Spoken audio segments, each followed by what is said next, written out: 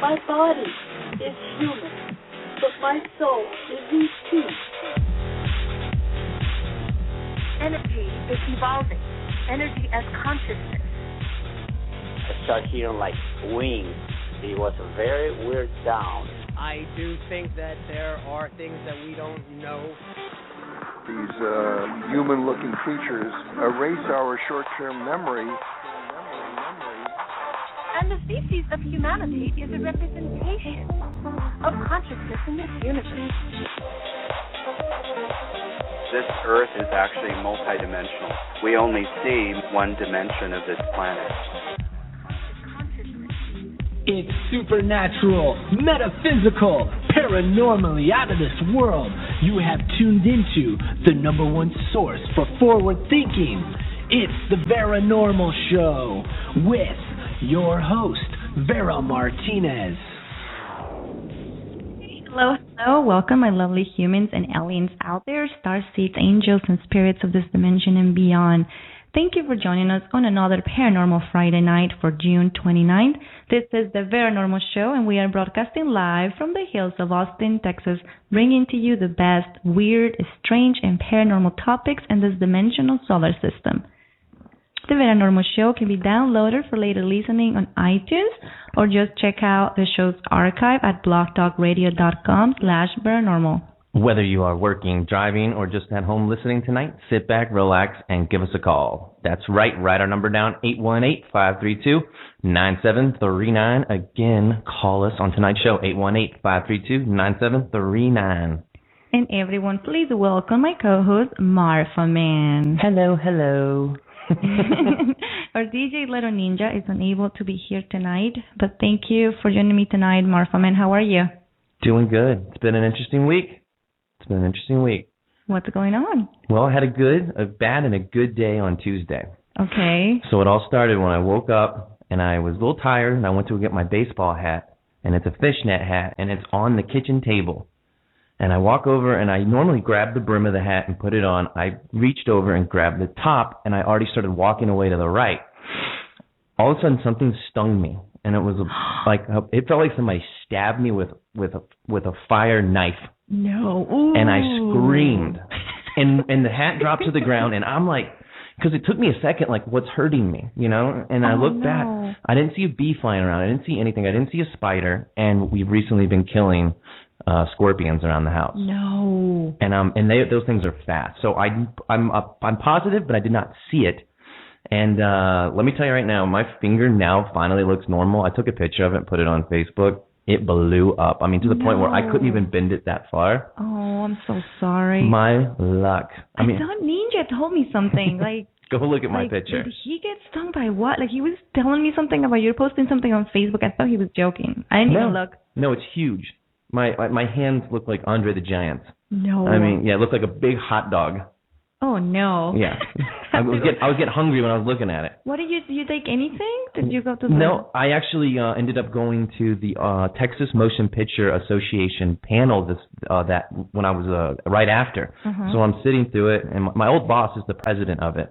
And she gave me my first start out in L.A., and this is the first time I've seen her since our wedding, and I got to learn so much about the budgets and why films aren't being filmed here and all the incentives that we don't have and because of the legislative. And they say things need to really change to pick up work here. But it was interesting to meet tons of people in the business, and we spent the entire day with them. And I went to Austin Studios and went on the set of a TV show that's being filmed here.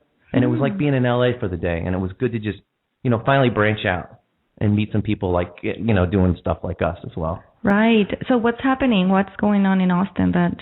Well, it's a lot of, independent people working here, a lot of freelancing, people in the Film Commission, people at Austin Studios, and like I said, the Motion Picture Association, they're not getting as much stuff as they used to 2 years ago. So they're trying to get a big family together, basically, and everybody try to come together to make things come here and be filmed, because there's not much incentives. Basically, if someone wants to come here and film a movie, they got to pay $5 million right off the bat. What? And in most states, it's like $300,000, $500,000.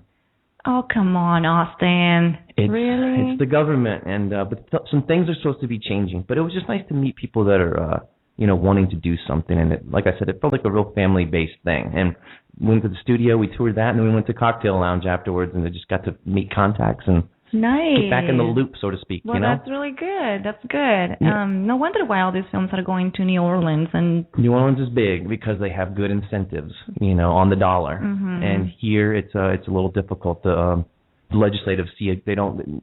What is being presented to them is a good deal, and they kind of think it's too good to be true, so they just back away from it.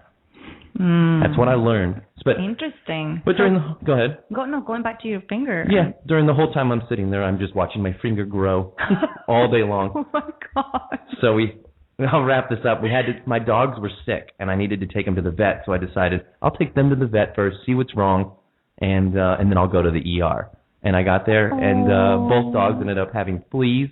And I was sitting there for so long because they had to run all these tests, and I just asked the doctor, to look at my finger. Are you kidding me? Yeah, the vet. The vet diagnosed me. What did she say? She said it's a scorpion bite, and that my finger was filled with venom. And what happened? Yeah, she gave me some dog medicine, and I felt better. Sorry. She really did? No. I'm like, yeah. That was illegal. I went home that night and made a big bowl of dog food and just ate with my dogs that night. I was itching. It was really weird. So that was my day, my 2 days. How about you? Oh my God! Every week you have something happen to you. I know, and let me tell you, if you get stung by one of those things, they hurt. No, thank you. I can imagine. I got stung by a bee once when I lived in Hawaii for 3 years, and supposedly it was an African bee. The time where they were like really big. I was just running. I was out for a run, and out of nowhere, this intense pain on my right shoulder, and I'm like, oh my, what is this? What's going on? And then I looked, and there's a little stinger there. You know how they say, just don't grab it, don't squeeze it, don't pull it. I'm sorry. Just let it get pushed out, basically? Like flick it or something. I forgot all about that. I was in so much pain. I was just like grabbing it and like trying to get it out, and it's stuck in there. The stinger or the bee was on you still? No. The bee. I guess the bee died. It flies off and dies. Or something, but no. It took me a long time to get it out. And then you said your finger looked like a hot dog. My arm looked like Popeye. It was huge. Apparently, I'm kind of allergic to it, and yeah, not pretty. And it took 3 months to wear off. See, 3 months. I hear the bees there look like little birds. Little.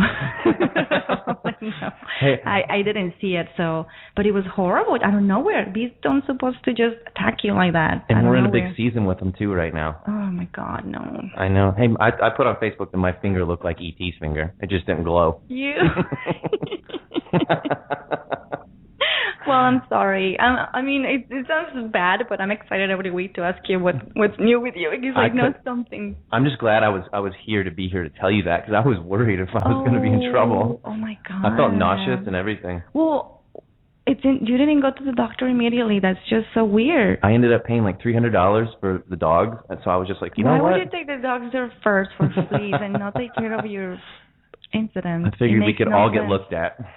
Really? You know what's funny? For one price. The doctor had just came from like a scorpion convention, ironically enough. Like, so she had been taught about the scorpions in Austin, and there are some poisonous ones. Oh my God! You could have been in trouble. Yeah, I'm gonna have to spray the house down again. Well, you can hire a service where they go monthly and on a monthly basis, and you can get the whole green. I might squirt myself. No. I don't know. Remember last show what he said, that everything that happens to you is because... Oh, yeah, so I need to think about that. Maybe I'm going to have, like, is it possible? That'd be a new movie right there. Like, they have Batman, Spider-Man. What about Scorpion Man? Oh, my gosh. No, I don't know about that. I'm going to get mad one day, and, like, the scorpion tail is just going to pop out over my head. A new superhero. I'm going to have, like, crab claws. Oh, God. I think we're on to something here. I would have to be super nice from now on to you. We're going to Comic-Con with that. Scorpion Man. Oh, my God. Instead of Marfa Man? Yeah. I'll be Scorpion Man for the rest of the show. Oh, God. All right. Well, I'm excited about tonight. Tonight, you know what we're talking about? Yes. Very interesting. Tonight's topic is My brother from another planet. Wouldn't you like to find out if you had a brother or sister on another planet, Morphoman? Absolutely. What do you think it would be if you had a relative in another planet? Is it like parallel universes, or is it somebody that's like completely different from you? Do they have the same DNA? I mean, I just have I don't know. That's a good question. We're gonna have to ask our guest for tonight. But if there's someone else out there like me, they definitely have some bad luck. So I'd love to talk to them and see how they get through it. That's terrible. Oh my God, you need to quit thinking that. No. No matter how many spiritual, gurus and masters of this and that, and we talk to you. You're just still thinking you have Sometimes bad luck. I got to keep on it. I keep disregarding that. Sorry, when you get stung by a scorpion. What else do you have to think of? What's the positive thing of that? It's like, you never know. Maybe it's like a wake-up call. But I do want to think about how on the last show, when the gentleman, Mark, he said, when I was talking about the transmission, he's like, are you having trouble switching gears in life? And I just thought that was so funny. So I'm going to pawn the old scorpion thing. We should email him like, hey, by the way. He'd come up with something. We need to find out about that. Definitely. We're going to ask him for sure.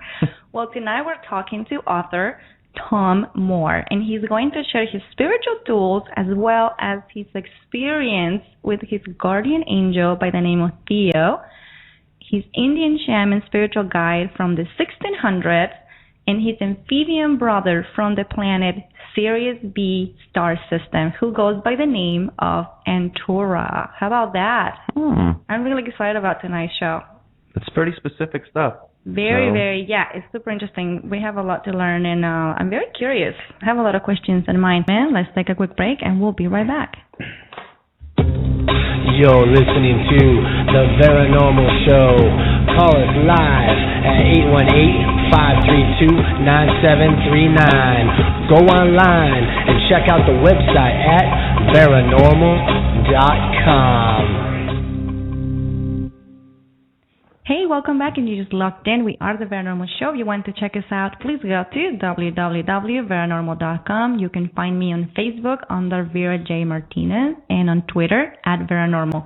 So send us your questions, ghost stories, or book suggestions. Our guest for tonight, for the last 25 years, he has been president and CEO of his own international motion picture and TV program distribution business based in Dallas, Texas, but he's also a speaker and author of the book The Gentle Way, where he brings a keen knowledge of how requesting benevolent outcomes can be used in both business affairs and in one's personal life. Everyone, please welcome Mr. Tom Moore. How are you, Tom? Very good. Nice to speak with you tonight. And if I could, before we get too into what we're actually going to talk about for Morphoman, I'll just add that that same problem's been going on for many years.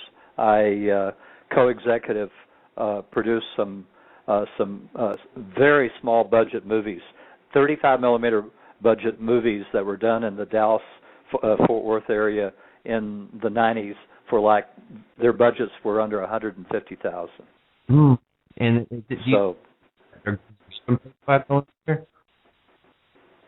you're cutting out on me. Sir, do you think it's that the reason why it's the price the money has gone up so high is because they're not using 35 millimeter anymore, or? No, they're just.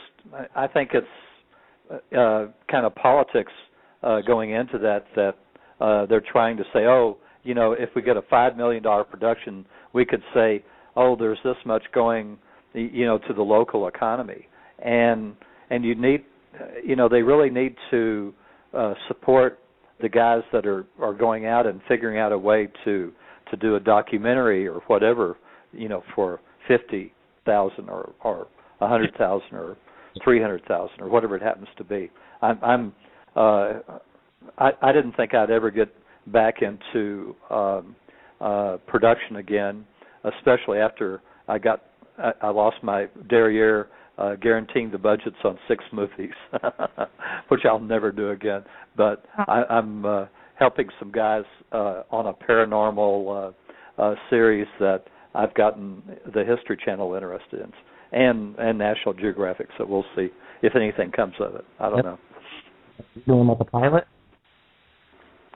Say again? Like a pilot for it? Not a pilot. History Channel is only interested in series. They're not interested in one-offs. Yeah. That's what I was told. So, because we approached them both ways, because there's a guy down in Houston by the name of Dr. Sam Osmanagich. I don't know if you've heard of him, but he was the guy that found the Bosnian pyramids, and it's the biggest archaeological discovery of the 21st century. And the first 2 episodes of this series would be on the Bosnian pyramids, I think. So we'll see. That sounds really cool. That's awesome. Have you ever attended any of these meetings with the Texas Association? For some reason, Martha, man, you keep cutting out on me. I don't. Vera's okay, but you're cutting out. All right. Let me see. How do I sound right now? Okay, you guys could talk, and I'm going to check his mic. Do you hear me right now? Yeah, I can hear you fine right now. Yeah, I was moving. I was just out of curiosity if you've ever attended one of these meetings or seminars of the Texas Motion Picture Association. No. I'm getting too old to do that stuff. my passion is elsewhere now. I fell into this because this paranormal series came to my house, and they were shooting me as part of their promo for the series, and I was talking to them one day and wound up helping them in this way too. In fact, I told them just today, don't put me in as one of the first episodes, or it'll make it more difficult for me to negotiate a deal with you if they see, hey, this guy's a telepath or a channel. What's this weird guy? So I told them, don't include me in an episode for the start of it. That's cool that you're getting back in the game. Only for a short term. Well, so anyway, let's go off. And by the way, on your scorpion bite, you can also say, now this will seg into what I teach, is that you can say, I request a most benevolent outcome that to ask any and all beings to move the scorpions away from my house. Thank you. Oh. I will do that every night. So how do you say it again? I request a most benevolent outcome that any and all beings will move the scorpions from my house for their safety and mine, because obviously you're going to try and kill them, and so that's when you do a benevolent outcome. One of the rules of requesting benevolent outcomes is that it has to be benevolent for all beings that are connected with your request. So, I mean, typically I'm saying, well, that means that if you're a soldier in Afghanistan, you can't say, I request a most benevolent outcome to kill this Taliban guy before he kills me. But you can say, I request a most benevolent outcome to return safely from this patrol, or I request a most benevolent outcome that my truck arrive safely from my trip from Kabul to my outpost. Thank you. Gotcha. So that's benevolent because then the bad guys happen to be somewhere else when you pass by.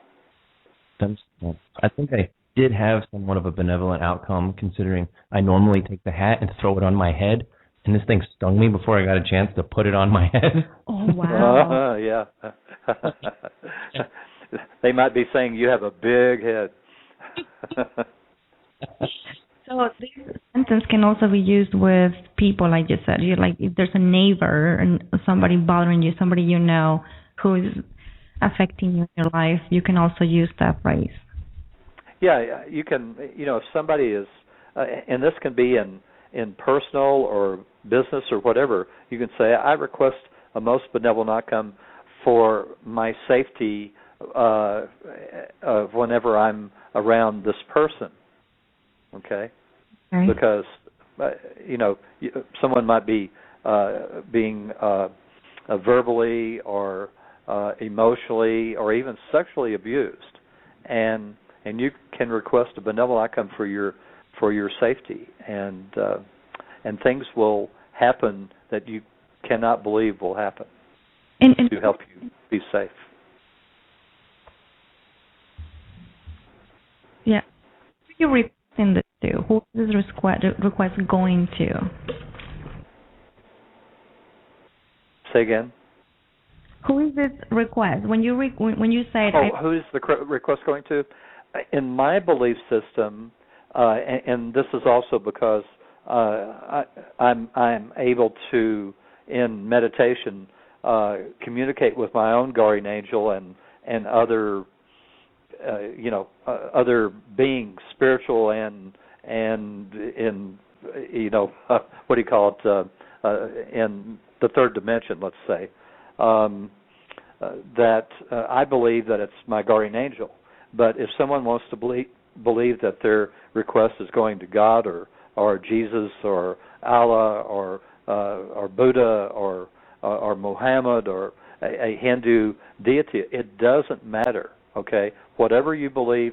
I wrote the book, The Gentle Way, a self-help guide for those who believe in angels. I wrote my first book for all faiths and beliefs because this is a very simple but extremely powerful spiritual tool that is better than the law of attraction. It whips derrieres, if you want to say, in comparison, because you're co-creating with spirit, and that lifts you to another level. And the law of attraction doesn't do that. It's not the same. And I tried the law of attraction many years ago. Has been around a long time, maybe with different names, and I didn't find it work that well. But requesting benevolent outcomes works perfectly, and I've never been able to say that for anything I'd ever tried before. Okay, so getting back to your book, you are a businessman. You're always working. Then I don't know where something inspires you to write this book. What happened?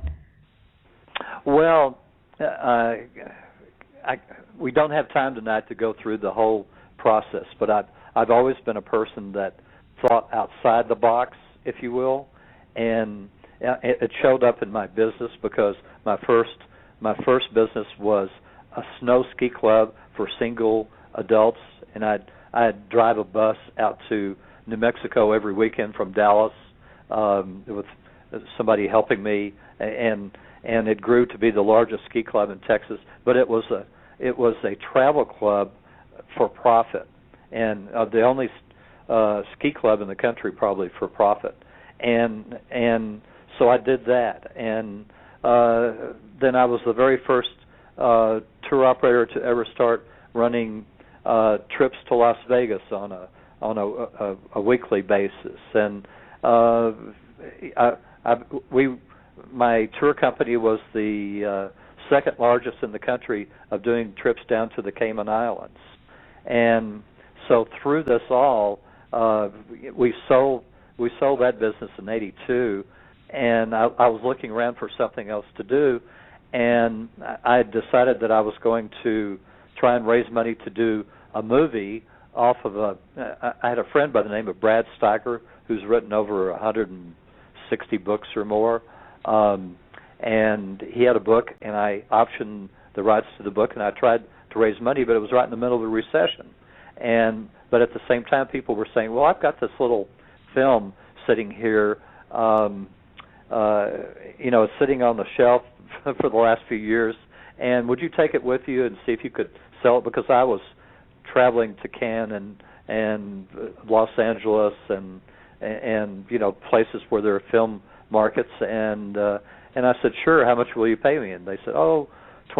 And I said, sure, I'll try that. And that's how my film distribution business started.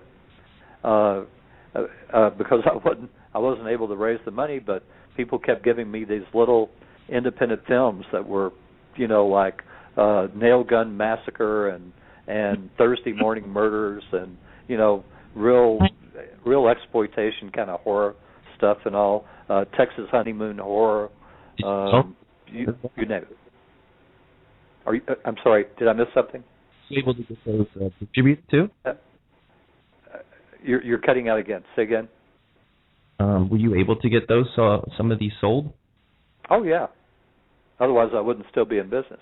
And people told me that Tom, you can't make a living doing international sales living in Texas. They said you've got to move to L.A. or New York, or you won't make as much money. I said, I guess I won't make as much money, but I'll certainly live better. And all those people that told me that are out of the business, and I'm still here. So that's kind of how it worked. And so, here I was out of the box, and I, some of the things that were helping me were I was recording my dreams every single morning when I woke up. I studied some astrology because I made a lot of money off of being the very first person to ever run a trip to the Super Bowl for the Dallas Cowboys going to a Super Bowl because of the astrology prediction a year in advance.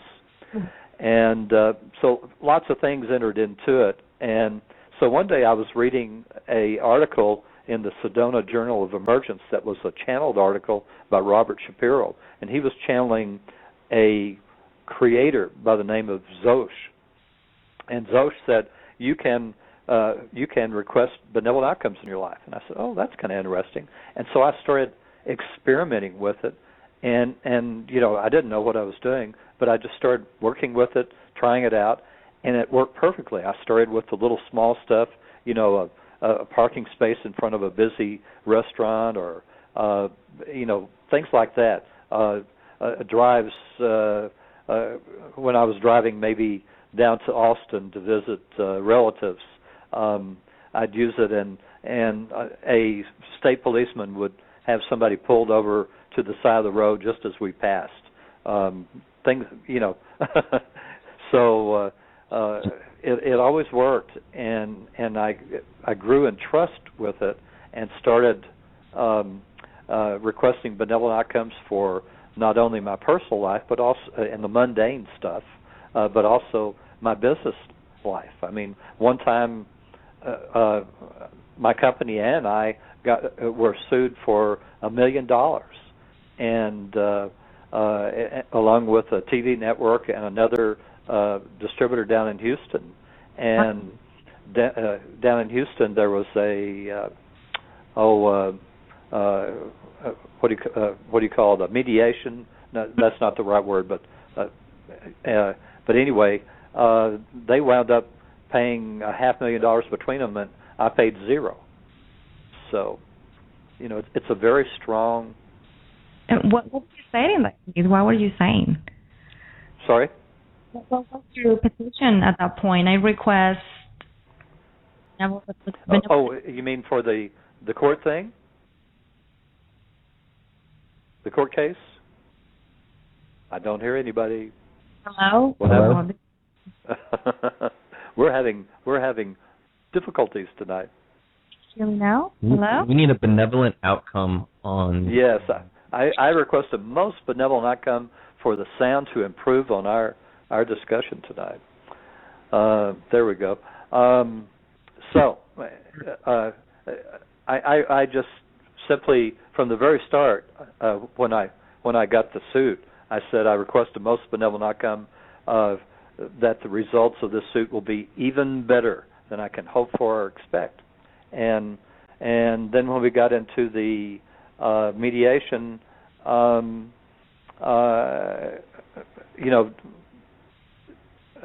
said that same thing, and my attorney was saying, Tom, you can't expect that you'll get out not owing something. And I said, don't worry, and we did. Wonderful. Oh. That's really interesting. So then, after experiencing all these things, and you decided to write this book.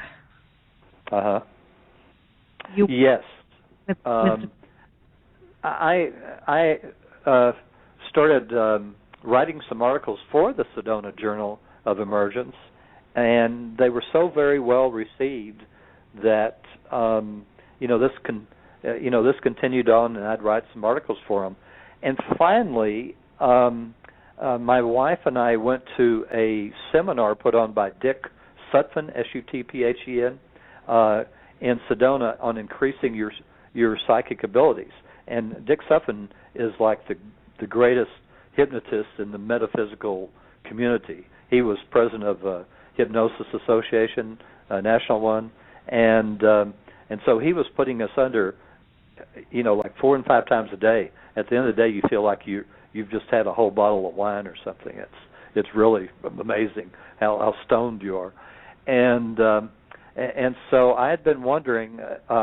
Robert Shapiro had channeled a Indian shaman in the 1600s, and I asked this Indian shaman, reveals the mysteries, was it my sole contract to support Robert Shapiro's work? And he said no. And I thought that was really strange because it seemed like that's what I was doing.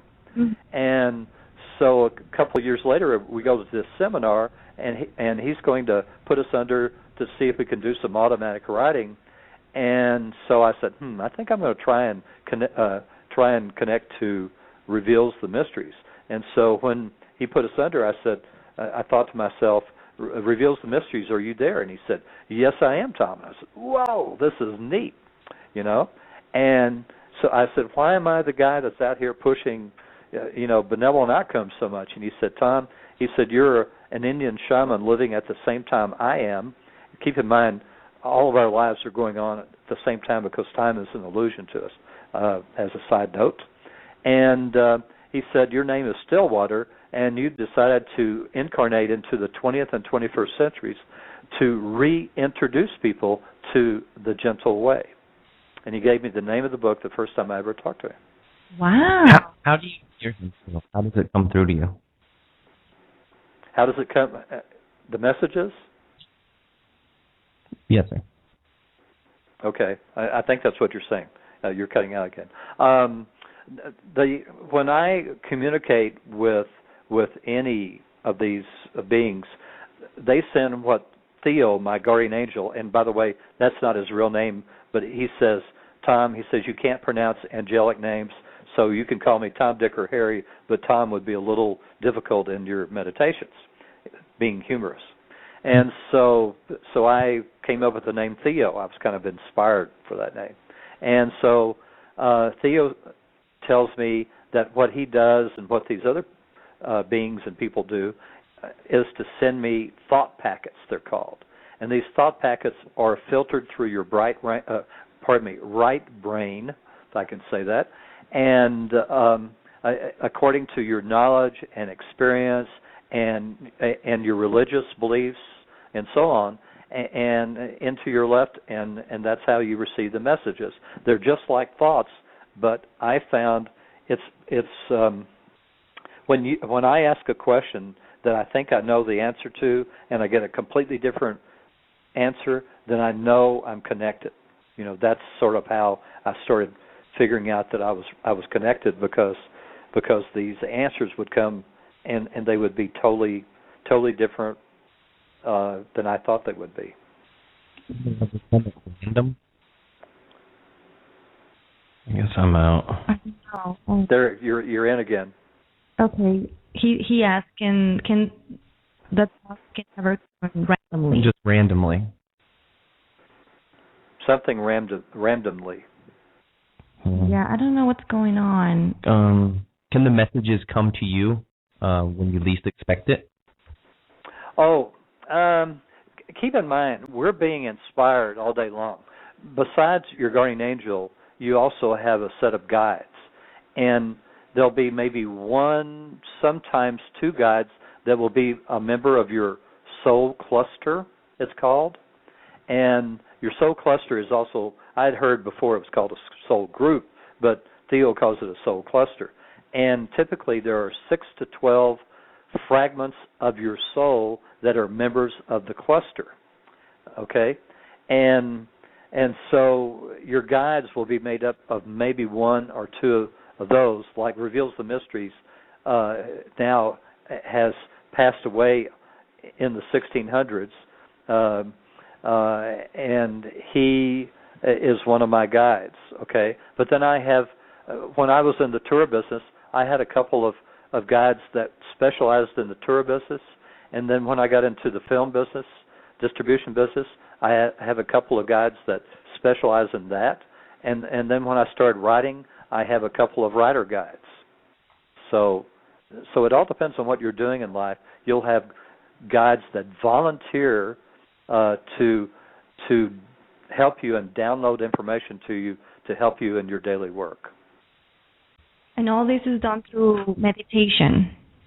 No, that's normally done through what's called inspiration, because most people go around every day, and let's just say some guy is writing a script, okay, for a movie. He thinks he's the one writing the script, but he's actually getting all these ideas from a writer guide that's helping him. I mean, that's kind of how it works. So if somebody is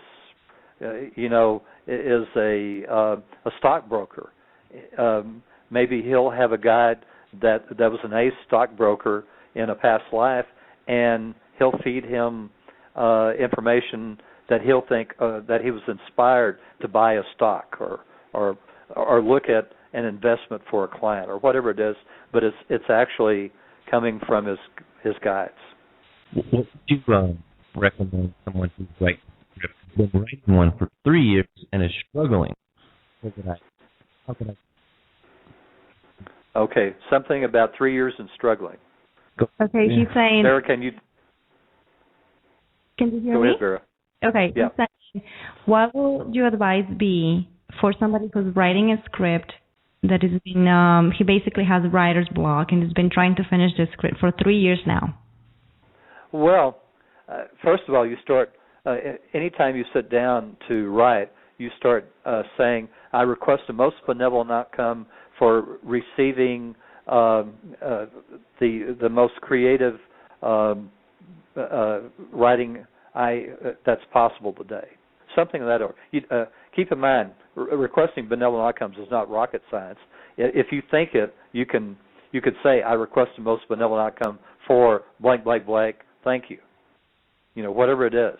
I request the most benevolent outcome to write this chapter today. I mean, there's all sorts of ways that you can say that. And when I was Reveals the Mysteries told me that first time that I spoke to him, that he said, you're going to write books. And I said, me? I'm a finance kind of guy. I'm a business guy. And he said, yes, you're going to write books. And I said, oh, okay. And so I was able to write my first book in 3 months, and what I would do would be when I got stuck, I'd say, okay, guys, start downloading some more. And 5 or 10 minutes later, zoomy, I was doing another 1,500 or 2,000 words.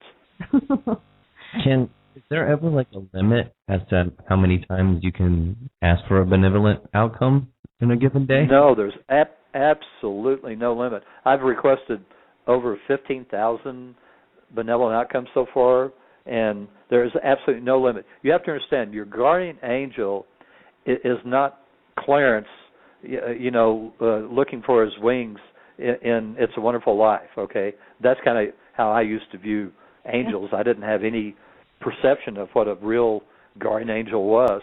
But guardian angels are actually golden light beings. These are very, very powerful whole souls that volunteered for this work, and they prefer the name servants of the Creator instead of guardian angel, but nobody would know what I was talking about if I called them that.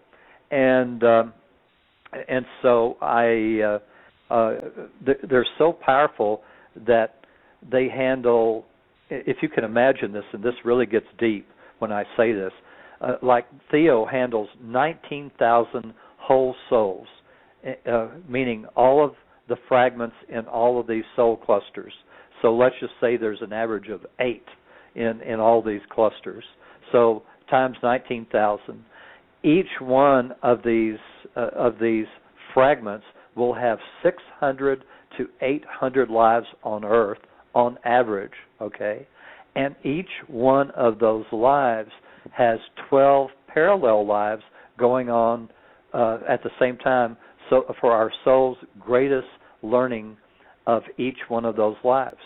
So I tell people Theo could handle 2 million requests for a parking spot at the same time and not break a sweat. Wow. Because he's handling all of those lives going on at the same time.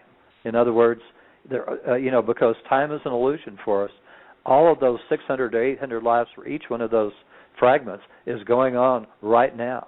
That's why I was able to speak to Reveals the Mysteries, because his life was going on at the same time. Do you think like guys like Theo are like think like an office all day, or do you know what I mean, or just like? Okay, repeat, Vera. So he's just wondering if this, where are these angels? Are they at the office working? Are they, where are they? How are they? I guess he's trying to give a physical sense. Yeah, they hang out sort of like in the 12th dimension, from what I can understand. That's about the best he can describe it to me. So, they monitor us on, you could say almost minute by minute basis. They're available to assist us, and if something's going to happen in our lives, they know what's going to happen beforehand. And keep in mind, even if it's going to be an automobile wreck where you're going to be killed, if that's your soul contract, your guardian angel's job is to make sure you're in that automobile and make sure you're at that intersection at the exact time you're supposed to have that wreck to die, because that's your soul contract. Oh my goodness. Yeah. Kind of deep, huh? Yeah. If that happens, you have to translate for me. I don't know. If that does happen, what is the next step that happens from the moment of impact? What do you think happens from that point on? Well, there are a set of angels that come that are there, and these angels, which are really whole souls themselves, okay, but they're not golden light beings. Okay, they're what we would call the death angels, and these are beautiful souls that help people when they transition and take them off to the bright light.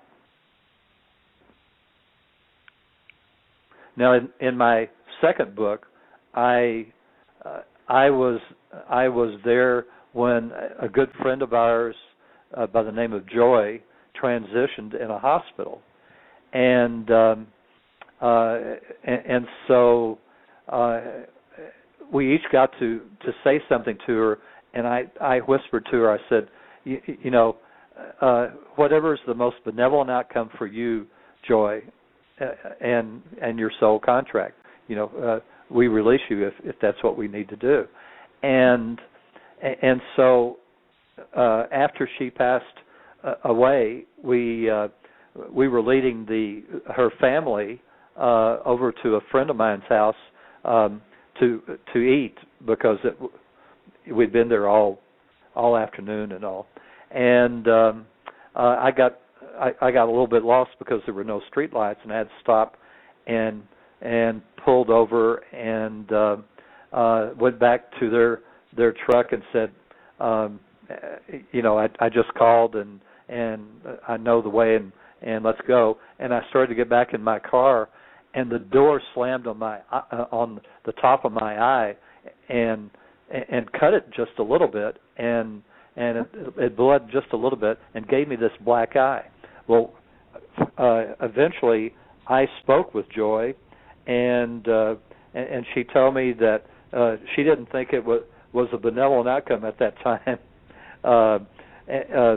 that she was dying, and she was mad at me, so she slammed the car door on my eye, and the death angel, whose name she said was Margaret, was appalled.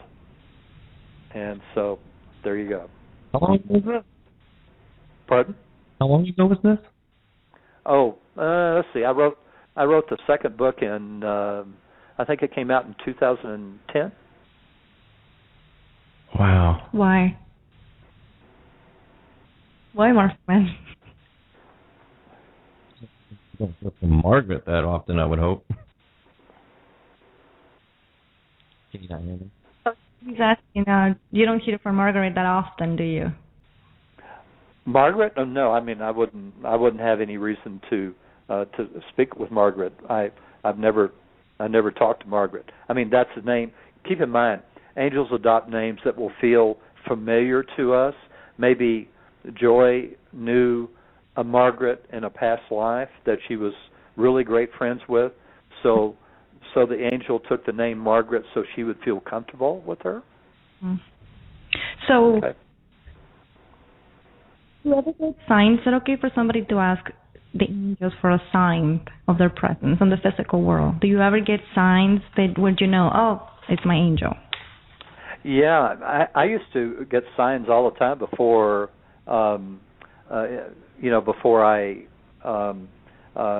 started, meditating and connecting, and it would be like when I'd go on trips, because I had to travel quite a bit, with my international film business, I would get hotel rooms that would be like 32 or 23 or 302 or 401 or whatever, always adding up to 5. It was Theo's kind of way of letting me know he was around, even though I didn't, I knew there was something there because I was open to that.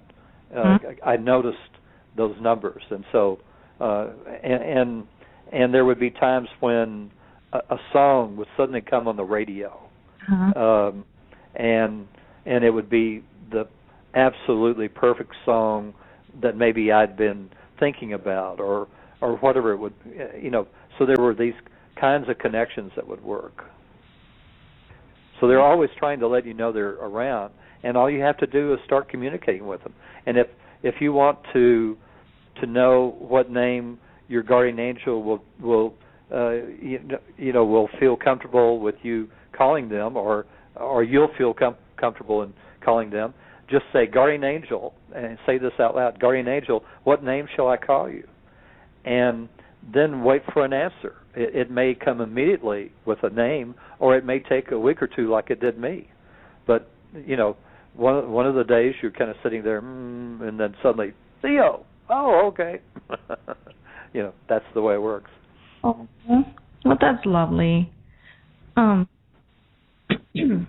Sorry, Marfa Man was telling me earlier that, but he was telling me that somebody told him that his guardian angel name was Theo as well. So he was really confused about why two different people will have the same guardian angel. But now you explained that already. You clarified that.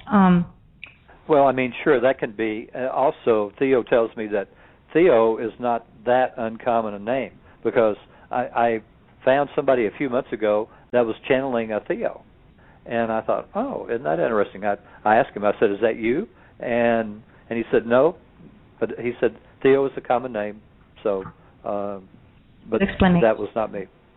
I've only heard it on The Cosby Show. Yeah.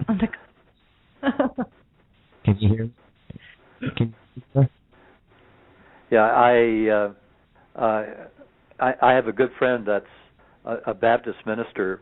I'll say down in the Austin area. I won't say what town. And he said, Tom, he said, how can you call your guardian angel Theo? He said, that's the Greek word for God. And I said, I won't say his name, but I said, I'll call him Bob, okay? Bob, first of all, I never studied Greek.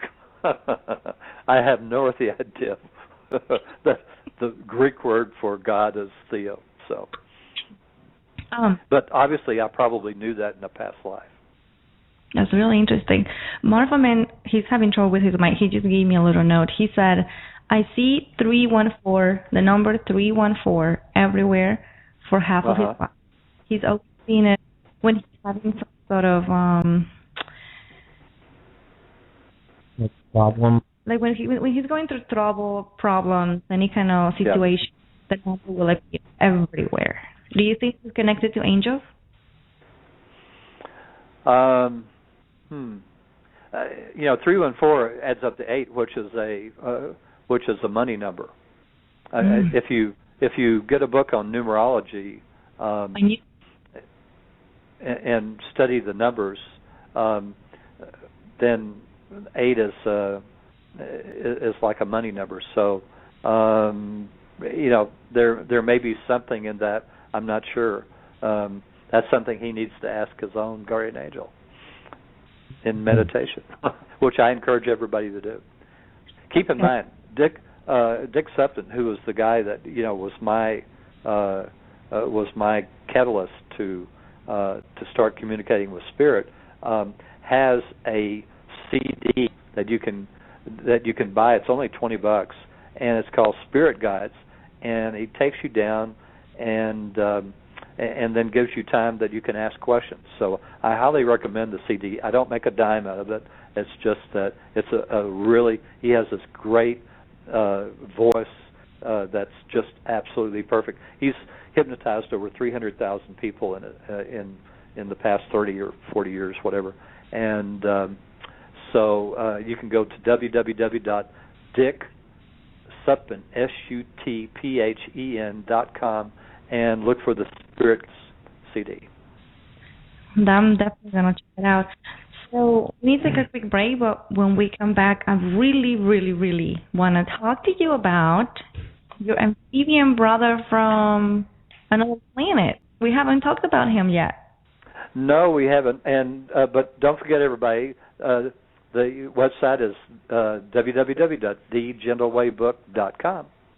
Okay, we'll be right back.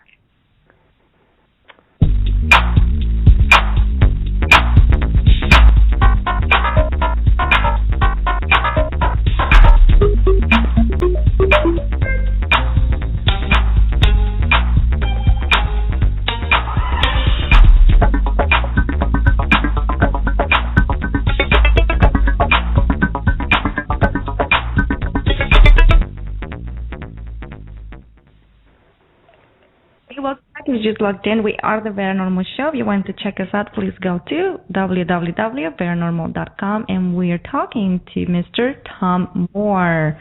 Tom, you're about to tell us this mystery of your brother from another planet. How did you find him? Well, one day I was communicating with Theo in meditation, and I was asking him about, ancient alien ruins. And he said, you'll be shown those someday, or something like that. It was kind of a general statement, and when I read it later, I said, now what did he exactly mean by that? So the next meditation session I did, I said, Theo, what did you mean, you personally, or did you mean you as the human race? Okay, and he said, no, you personally. He said you've got a member of your soul cluster, and he's tuning into us now. Would you like to speak to him? And first of all, I was kind of shocked. Here I thought I was having a private conversation with my own guardian angel, and I found out it's a party line.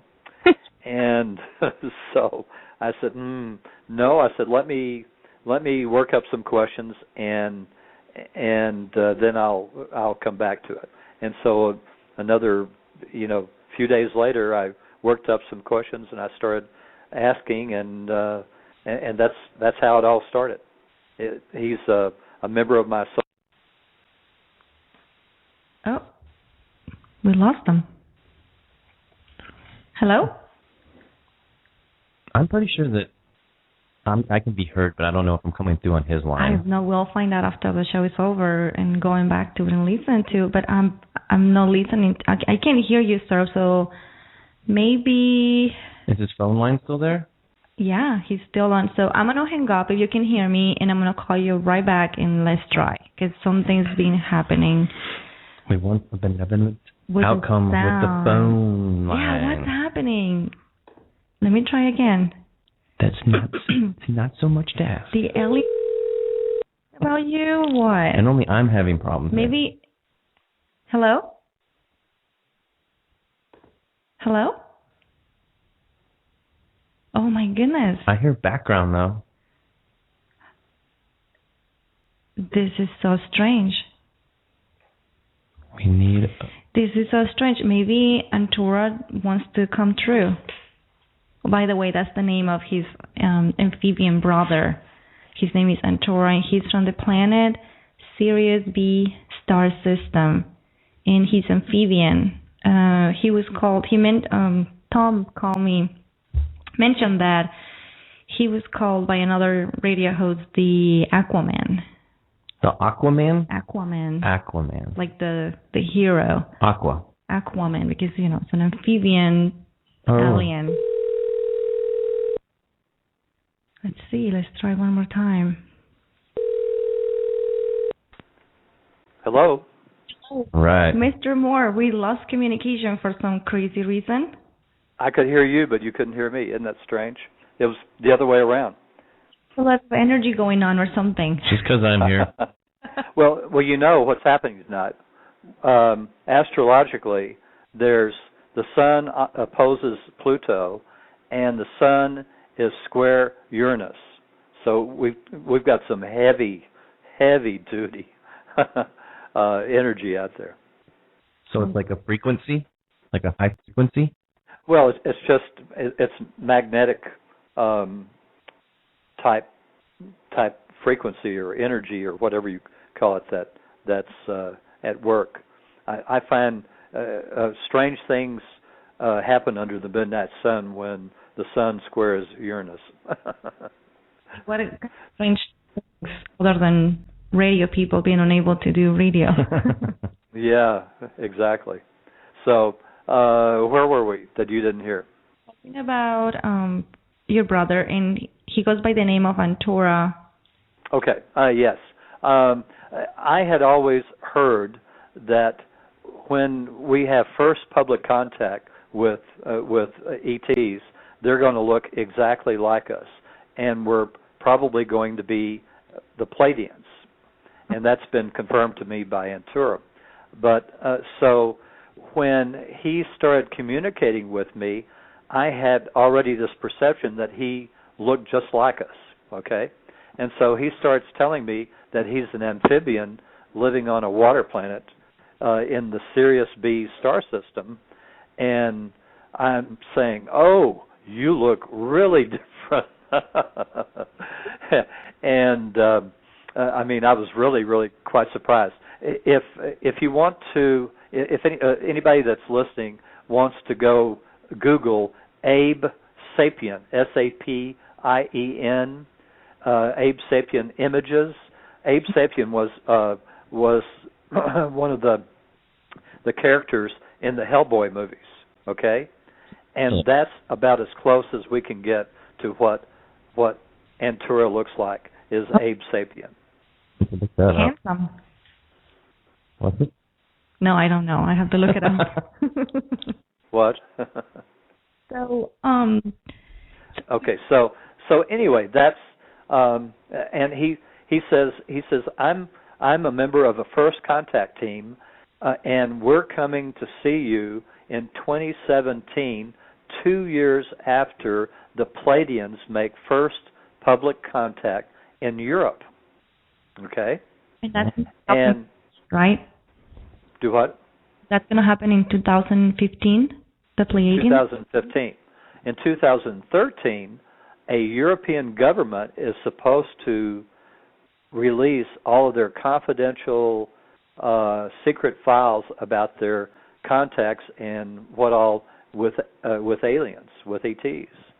And probably in 2015, the country that does that will be the first one to welcome a spacecraft from of the Pleiades, and the people, and there's going to be like a press corps, but it'll be what do you call it when only one or two cameramen, and it's like a press pool. That's what I'm trying to think of. It'll be a press pool of people, and so they're going to meet the government officials.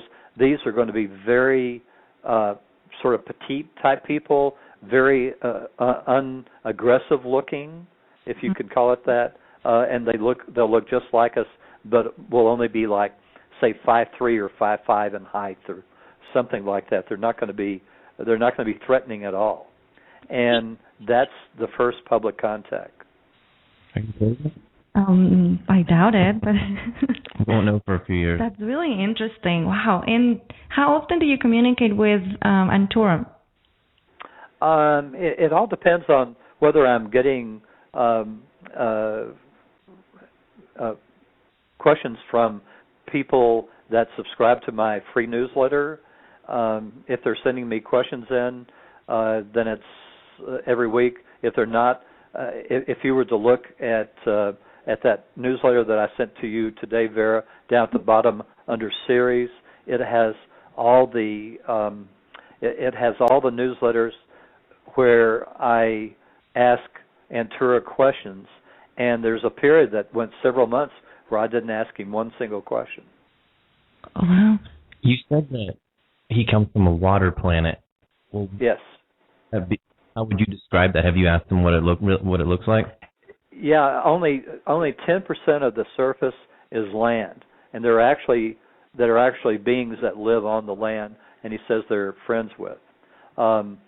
Their city is a mile below the surface, and so they have several million of these water beings that live on the planet. He tells me that I originally came from this water planet. You have to understand, all of us came from other planets. All of us had lives on other planets before we started having Earth lives, because we had to have reached a spiritual level, if you will, a vibrational level before we were allowed to have Earth lives. And so we all had lives elsewhere. And supposedly I had thousands of lives on this water planet. And my next life after this one will be back on the water planet, where supposedly I'm some sort of religious master of some type. Ooh. And I keep incarnating as that. He said you could. It's not like he said. It's a little bit like the Dalai Lama, but he says it's not really. He says that's as close as I can describe it. So I'm some kind of religious master, but they don't put their religious people on pedestals, I don't think. They're kind of. I don't know if I can phrase this right, but is there a chance that somebody that was born here on Earth, like decade, that somehow maybe, and another of one of these dimensions, someone that's born Earthbound here right now, go there and live there? Okay, Vera, translate for me. Okay, you're asking if it's possible that you are here and at the same time being in another dimension? Or just, is there a way for a person that's a human to actually go to this dimension right now?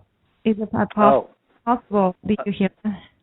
Okay, Antura has said that we're the only space-time continuum that has sort of like a past, present, and future kind of ability, because we're sort of in a time loop, and he says it's so complicated, it's very difficult for me to explain to you. But he says nowhere else in the universe can you travel in time, as an example. But they can, when they come here, they can, if they want to, they can go to a different time period of Earth. Oh. Yeah, I don't know if that partially answers your question or not. 300 years ago. They can come back 300 years ago? Yeah. Yeah, with no problem at all. So when Antura comes, they're coming on a mothership, and there's going to be somewhere between 700 and 1,000 beings on that ship. Most of them will be from the Sirius B Star system, but there'll be others. As an example, there was a real Star Wars millions of years ago that was started by the reptilians. I heard about it. And so the reptilians, there will be 2 reptilians on the mothership with them, and he says they sort of keep to themselves, but he says everybody's sweetie lovey pie now, okay? Everyone's friends. So these 2 reptilians are coming with them. But he says there will be a wide variety. I think he said maybe half the crew will be humanoid, and the rest will be made up of beings, he said, smaller than a small bird all the way up, to all sorts of different kinds of beings, insect beings, bird beings, you name it, anything that you can kind of name. And I'm supposed to, he's going to have contact with me, another member of our soul cluster who is a lady living in Provence in France that he says I actually visited one time when I was over in Cannes for a TV market, and then another person in Asia that he's had several lives with.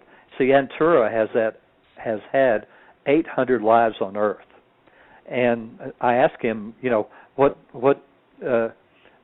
qualifications do you have to be first contact? And he said, after 800 lives on Earth, Tom, he says, I have a gift of gab.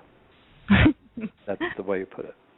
So, and so he's going to be in charge of contacting us 3. And he tells me that he's going to take me to the mothership, and I'll actually get to roam around, take photos, or do whatever, interview people, and that will be part of the first contact kind of relationships they're going to start building with us. Are you excited about that? Yeah, but until it happens, I'm going to say, well, I'll be happy when it happens. Now, as you noticed in the newsletter today, I was asking him because the soul of the moon, I just started communicating with the soul of the moon recently, asking her questions, and the soul of the moon told me that I was going to be coming to see her. I said, oh, that's nice. And so I asked him, in this latest meditation about that, and I said, are we going to portal hop? Because he says that's how everybody gets around the universe. He says, Tom, it's sort of like getting on Southwest Airlines. And he said, yes, we know all about Southwest Airlines. We know all about you, period, And he says it's like taking Southwest Airlines and hopping across the country. And he says that's what portal hopping is. We go from portal to portal. He said you cannot go all the way across the universe in one portal hop. You have to do several. And as an example, from the Sirius B Star system to here is 2 portal hops. And he said, and I said, will we portal hop to the moon? And he said, we can do both. He said we can travel conventionally very, very fast to the moon. And he said then we can portal hop back so you can see what a portal hop actually is. So that'll be interesting. So fascinating to me. Everything, any time travel, anything about portal, anything, it just seems like there's so much more for us humans to have to do as far as science goes. And I've tried to get him to explain, portals, because I'd heard things like folds in space, and if you notice, I asked him this time in the newsletter, and he said, I can't tell you that. He said it's something that your scientists are going to have to learn, and it's going to be several hundred years. And I said, well, can't you give me any kind of explanation like you would to a child. And he said, the most I can tell you, Tom, is that it's like waves in the ocean. That's the most he could. Is time travel possible for humans here on Earth? Yeah, it would be. In the future. Nobody living currently. Do what? Nobody living currently. I mean, it will be possible in the future, but right now, as on today, is it possible for humans to time travel? No, because we don't have the whatever equipment it is to do it. I think one of the things we have to do is we have to bridge over to the fifth focus, as it's called, fifth dimension, whatever you want to call it, which is happening, of course, December the 21st.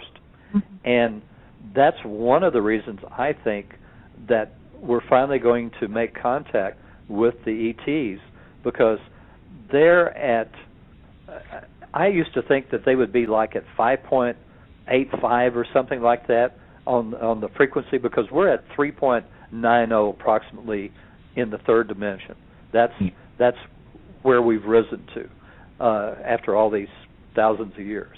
And I just assumed that they would be like at 5.85 or something. And Theo tells me that no, they're no more than like 5.31 or something. And he says when we bridge over to the fifth focus, we're going to be at 5.0000. Okay, we're going to be at the bottom rung of the fifth focus, the bottom frequency.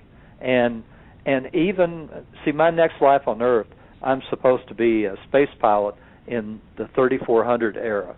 We're finally going to start traveling to the stars in 3250 approximately, and in 3400 I'm going to be a space pilot, a female space pilot of one of 17 Earth ships, 17 Earth starships, and at that time period we will only have progressed to 5.1.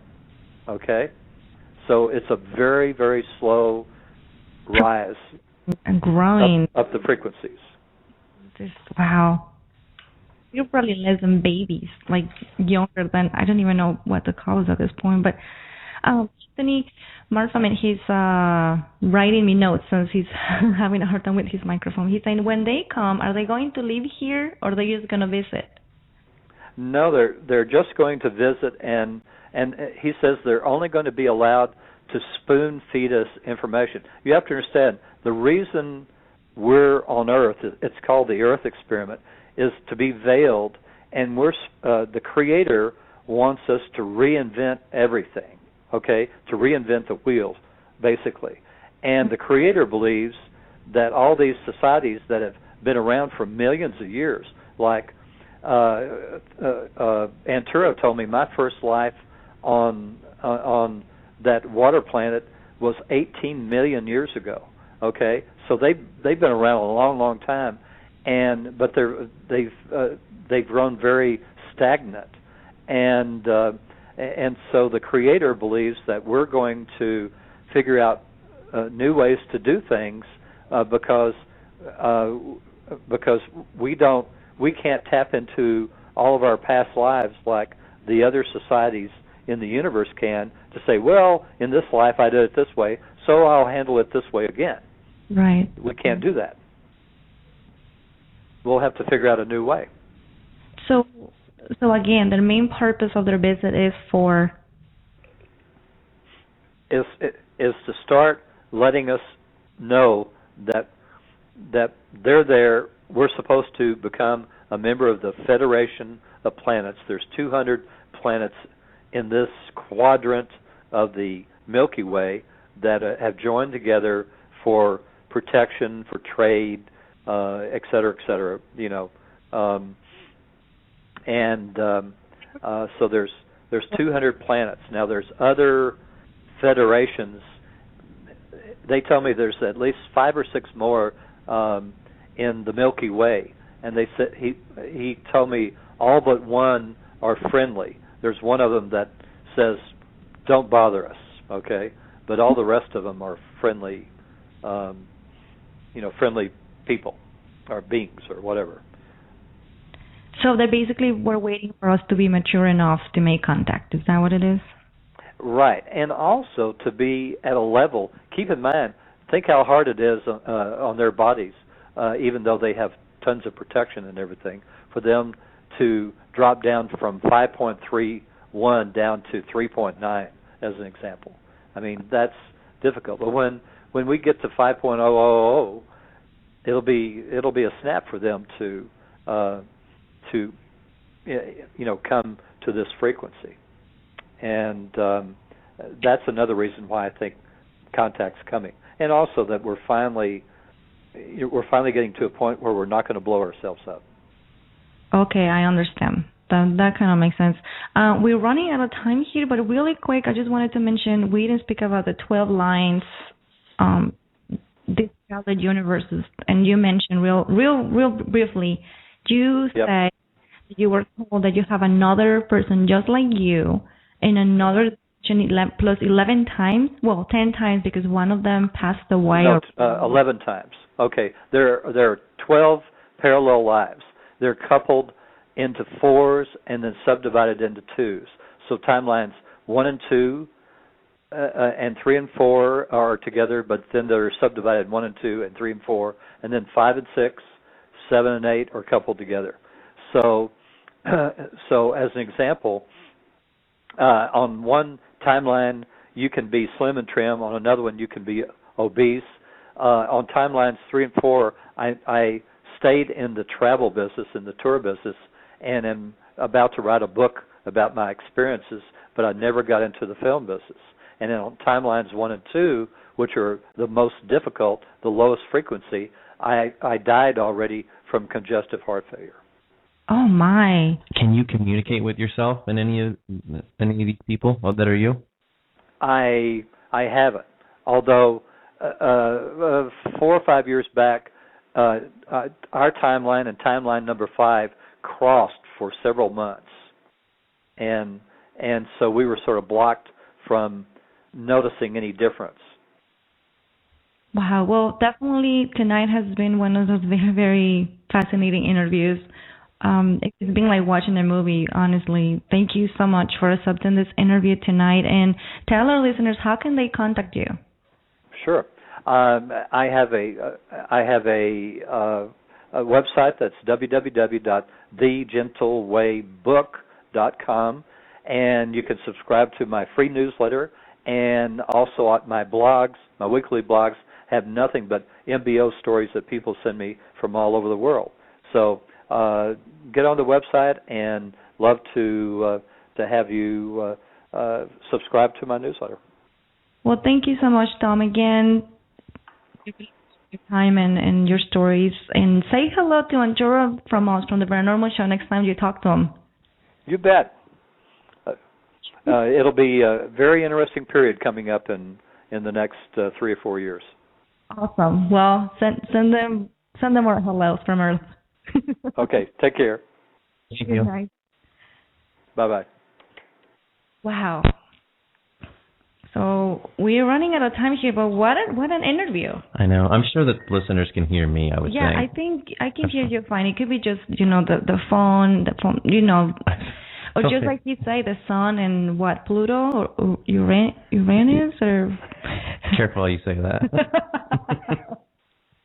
I better shut up. I'm just going to say it's me because I always say it's me. No, you need to stop. You need to stop bringing your bad juju. Maybe there's a lot of channeling going on with him right now. Maybe the frequency's got, a little... With him? You never know. Maybe they were trying to communicate.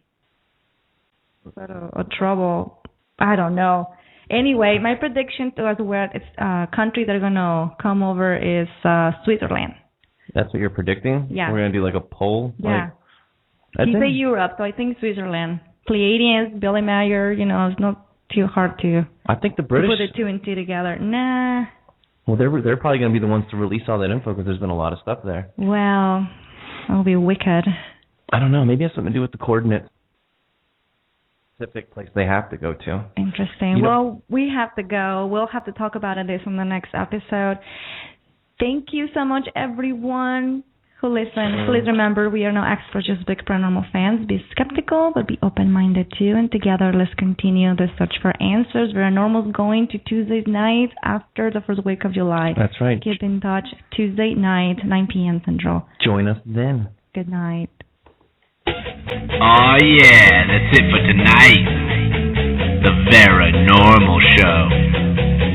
Little Midge, Marfa Man, Vera Martinez, we're